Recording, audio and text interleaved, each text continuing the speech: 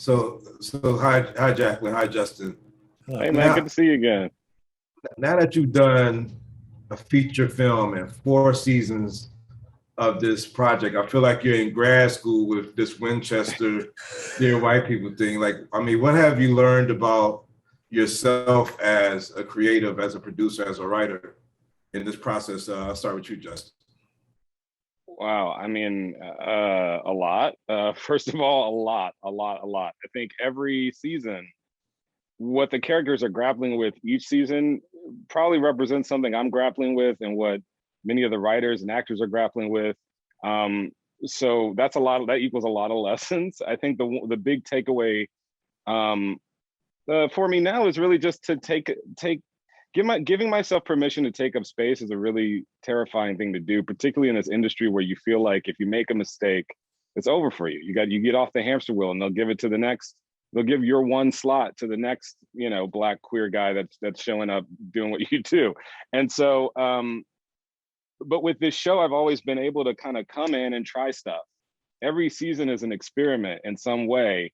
And I personally did treat it like my grad school. I got to shoot in not whether anyone noticed or not. I got to work in all of these different genres.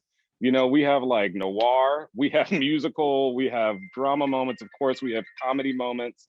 And yeah, I wanted to not only tell a story, be in touch with the audience, but I wanted to have fun as a filmmaker, and I wanted to try things. And I got to do that somehow. Everything looks perfect as usual. You keep preparing for the MCAT, and if you do well, Harvard Medical is well within your reach. Pathobiology didn't ruin anything? You talking about the A minus? You kidding me, right? You brought the class average up to a D plus.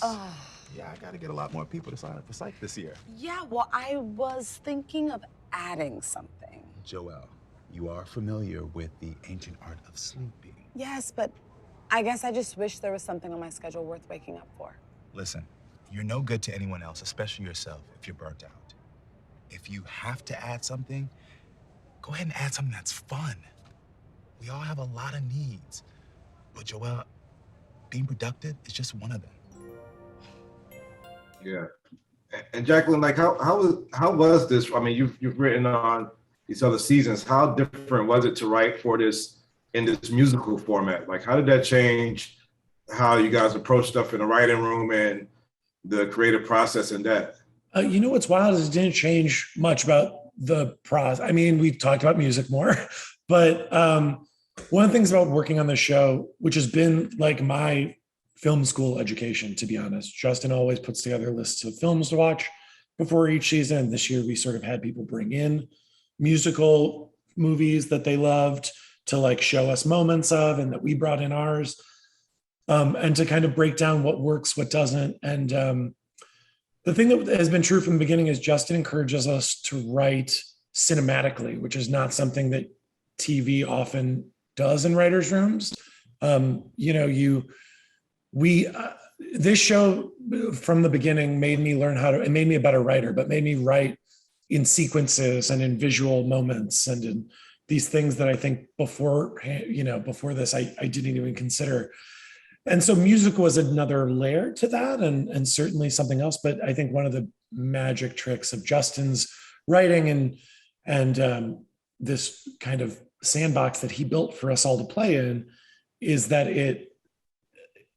it's malleable. It can be sort of anything. Like in some ways, we talked a lot about the idea that surrealism has always existed on the show from season one, from the very beginning. And so characters breaking out into song is just a different form of surrealism. In some ways, it actually like fits the tone of the show that has already been established, because it's a show where Lionel is masturbating in season one and a wall pops up and you see Troy having sex.